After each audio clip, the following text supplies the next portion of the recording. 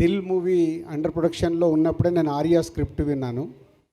20 years తర్వాత ఒక script నన్ను విన్న తర్వాత ఒక న్యూ ఏజ్ ఫిలిం నన్ను హాంట్ చేస్తూ ఉంది.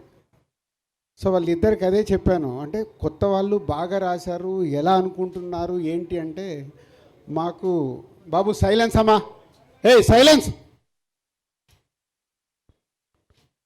బాబు, మాకు ఆశీష్ కావాలి సార్ అంటారు. లేదా ఆశీష్ ఆల్రెడీ ఇంకో సినిమా చేస్తున్నాడు. లేదు సార్ మేము వెయిట్ చేస్తాము, మాకు అప్కమింగ్ హీరో కావాలి, దాని గురించే మీ దగ్గరికి వచ్చామంటే, నాగమ్మ నువ్వు ఎలా ప్రొడ్యూస్ చేస్తా ఉన్నావు, నేను ఒక్కరిని చేయను సార్, నాకు హర్షిత్ని అన్సితని ఇవ్వండి సార్ అన్నాడు.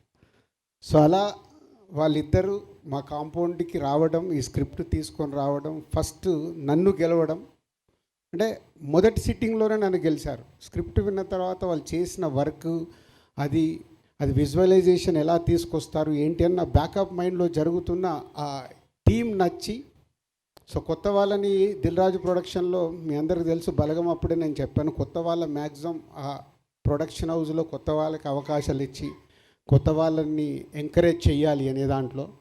సో అలా వాళ్ళిద్దరూ ఈ స్క్రిప్ట్ ఓకే చేసుకోవడం,